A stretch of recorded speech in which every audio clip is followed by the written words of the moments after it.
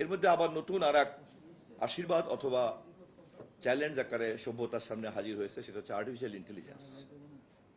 আপনাদের মধ্যে যারা আপনারা ক্রিস মিলারের চিফস ওয়ার বইটা পড়েছেন, আপনারা নিশ্চয়ই আমার মতোই আতঙ্কিত হয়ে উঠবেন যে পৃথিবীর সমস্ত ধরনের ক্ষমতা এবং সমস্যা কিভাবে আপনার এই ন্যানো টেকনোলজির মধ্যে ঢুকে পড়েছে। আমরা যদি এখনকার যুগের নিরাপত্তা সংক্রান্ত সংকটের দিকে তাকাই, তাহলে বুঝতে পারবো যে কেন তাইওয়ানের সাইবার চিপস সেমিকন্ডাক্টর যে ফ্যাক্টরি, এটার নাম জানো কি?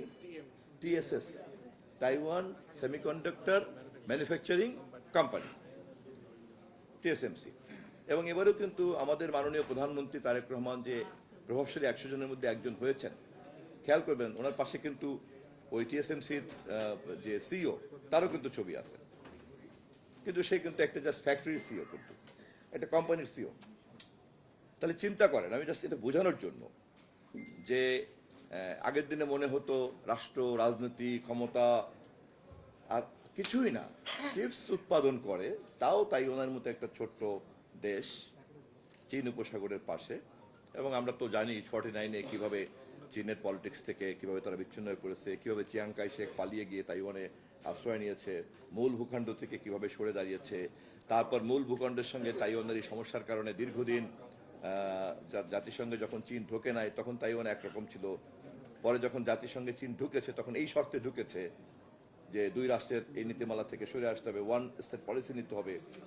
আমেরিকা সেটা মেনে নিয়েছে, বাট ট্রাম্প আসার পরে আবার সেখানে কিন্তু সমস্যা দেখা দিয়েছে এবং তাইওয়ানকে তারা সহযোগিতা করতে শুরু করেছে। এবং যে কোনো সমাজবিজ্ঞানের, রাষ্ট্রবিজ্ঞানের এই চূড়ান্ত সিদ্ধান্তটা এভাবেই টানেন যে তাইওয়ানের এই ক্ষমতার প্রধান কারণটি হচ্ছে তার এই চিপস উৎপাদন করার ক্ষমতা। এবং পৃথিবীতে এখন এই মুহূর্তে যে পরিমাণ চিপস উৎপাদন হয় তার 62% চিপস উৎপাদন করে তাইওয়ান নিজে। এবং চিপস ছাড়া ইন্টারনেট অন থিংস বলে না, আইওটি, হ্যাঁ আইওটি চলার কোনো উপায় নাই। আপনার রেয়ার ম্যাটেরিয়ালস, ইতিমধ্যেই রেয়ার আর্থ এটা সংগ্রহ করার জন্য এখন পৃথিবীতে সম্ভবত যারা যারা খুব বিজ্ঞানে অনেক দূর এগিয়ে গিয়েছেন, শকুনের চোখ দিয়ে মাটির নিচে কি কি আছে যারা দেখার ক্ষমতা রাখেন, তারা খুঁজে খুঁজে বের করছেন যে রেয়ার আর্থ কোথায় আসে। গত কয়দিন আগে পাকিস্তানের সঙ্গে স্ট্র্যাটেজিক প্যাক্ট হয়েছে আমেরিকার সঙ্গে। বার্মার এই সমস্যার একটা প্রধান কারণ হিসেবে অনেকেই মনে করেন যে বার্মার বেশ কিছু অঞ্চলে এই ধরনের ম্যাটেরিয়াল পাওয়া যাচ্ছে। আমাদের মতো দেশগুলিতে এরকম ম্যাটেরিয়াল যদি থেকেও থাকে, আমরা জানার আগে তা হয়তো চলে যাবে। এবং যখন এই ধরনের অপ্রয়োজনীয় জিনিস কেউ আমদানি করতে চায় অথবা দেশের কোনো চালাক চতুর বুদ্ধিমানরা যখন রপ্তানি করতে ব্যস্ত হয়, তখন আমাদের সন্দেহের চোখে দেখা উচিত যে এই ধরনের বিষয়ের মধ্যে এমন কোনো গুরুত্বপূর্ণ কোনো কিছু আছে কিনা যা আধুনিক সভ্যতার জটিল প্রযুক্তিগত সম্ভাবনার উপাদান হিসাবে কাজ করে কিনা। এই জিনিসগুলি জানার জন্য, বোঝার জন্য, দেখার জন্য পলিসি মেকিং লেভেলে যদি এই জায়গাটাতে আমরা না পৌঁছাতে পারি, তাহলে কিন্তু আমাদের অজান্তেই দেখা যাবে যা শেষ হয়ে গেছে, পরে আর আফসোস করে কিন্তু কোনো লাভ হবে না। আমাদের মাননীয় প্রধানমন্ত্রী কিন্তু সেই কারণে গত কয়েকদিন আগে উনি সতর্ক করে দিয়েছেন যে আপনারা নিশ্চয়ই ওনার সেই বক্তৃতাটা শুনেছেন, খুবই যথেষ্ট ইয়ের সঙ্গে তিনি বলেছেন, কনফিডেন্টলি উনি কিন্তু তরুণদেরকে বলেছেন যে বিশ্ব এখন আর্টিফিশিয়াল ইন্টেলিজেন্সের যুগে প্রবেশ করেছে। এই প্রতিযোগিতামূলক প্রযুক্তির বিশ্বে মর্যাদা ও সমৃদ্ধির সঙ্গে টিকে থাকতে হলে আমাদের অন্তত একটি দক্ষতা বা ক্ষেত্র উৎকর্ষ অর্জন করতে হবে। তরুণ ও শিক্ষার্থীদের জ্ঞান ও দক্ষতা উন্নয়নের লক্ষ্যে তিনি বলেছেন, সরকারের সর্বাত্মক সহায়তার অঙ্গীকারও ব্যক্ত করেছেন। এই বক্তব্য আমাদের জন্য অত্যন্ত তাৎপর্যপূর্ণ, কারণ cyber security, artificial intelligence, data analytics, digital forensics, cloud security, threat intelligence এবং সিকিউর সফটওয়্যার ইঞ্জিনিয়ারিং এসবই আগামী দিনের কর্মসংস্থান, রাষ্ট্রীয় নিরাপত্তা এবং বৈশ্বিক প্রতিযোগিতার মূল ক্ষেত্র।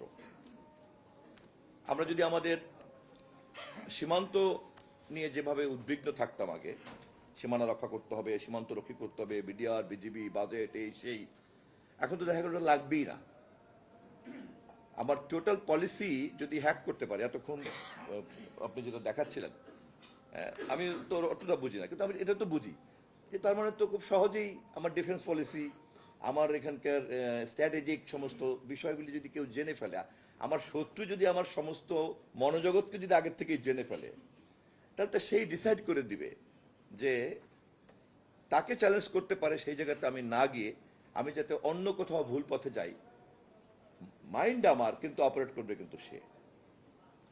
ডিজিটাল ক্যাপাসিটি কিন্তু রাষ্ট্রীয়ভাবে কিন্তু সেই প্রতিযোগিতার দিকেও নিয়ে যাচ্ছে। আমরা সাম্প্রতিককালের যে মধ্যপ্রাচ্য সংকট বলেন, ইরানের সংকট বলেন, এর আগে ইরাকে যে দুইজন মারা গেলেন, এই ঘটনাগুলি যদি আমরা তাকাই এবং এই সমস্ত মৃত্যুর দৃশ্যটা যদি আমরা সবাই কল্পনা করি, তাহলে আমরা বুঝতে পারবো যে সেখানে ড্রোন কত পাওয়ারফুল একটা ইনস্ট্রুমেন্ট হিসেবে কাজ করছে। আমি এই কথাগুলি বিক্ষিপ্ত হয়ে বলছি এ কথা বোঝানোর জন্য যে এই ডিজিটাল নলেজ, এই ডিজিটাল পাওয়ার অফ ইন্টারনেট এবং power of inclusion of artificial intelligence total ইকোসিস্টেমকে যে কোথায় নিয়ে দাঁড় করাচ্ছে, এটা কিন্তু বোঝাই খুব, মানে অনুমান করাটাই খুব মুশকিল হয়ে যাচ্ছে। কিন্তু এটাকে অনুমান করার প্রতিযোগিতাতে অংশগ্রহণ করা ছাড়া আর কোনো পথ কিন্তু খোলা নাই।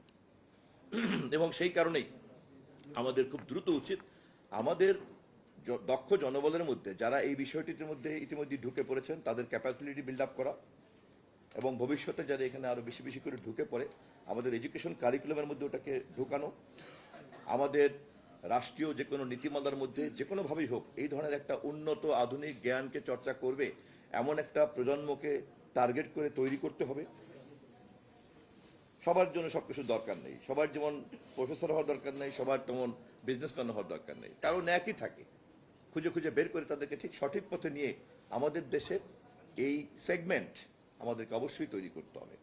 আমাদের বর্তমান প্রজন্মের বিদায় নেওয়ার আগেই ভবিষ্যৎ প্রজন্মের মধ্যে যদি আমরা এইভাবে স্ট্র্যাটেজিক ডেমোগ্রাফি ফিট না করতে পারি, ডেমোগ্রাফির কোন অংশকে আমি এই ক্যাপাবিলিটির মধ্যে ঢুকাবো, এটা যদি আমি না ঠিক করতে পারি, তাহলে কিন্তু লং লেংথে কিন্তু রাষ্ট্র, দেশ এবং প্রজন্ম কিন্তু ঝুঁকির মধ্যে পড়ে যাবে। তাহলে এটা কেবলমাত্রই কিন্তু রাষ্ট্রীয় নিরাপত্তা বলতে কিন্তু শুধু এই না যে গোপনীয়তা হবে, চুরি করবে, টেন্ডারিং এর প্রবলেম হবে, বিজনেসের কম্পিটিশনে একজন আরেকজনকে হারিয়ে দিবে, ব্যক্তিগত গোপনীয়তা উন্মুক্ত হয়ে পড়বে, এগুলি তো আছেই। কিন্তু এর চেয়ে আরো অনেক বড় ল্যান্ডস্কেপে এর প্রবলেমটা কেমন হতে পারে, একজন রাজনৈতিক কর্মী হিসাবে কিন্তু স্বাভাবিকভাবে আমাদের মাথায় তাই ঘুরে।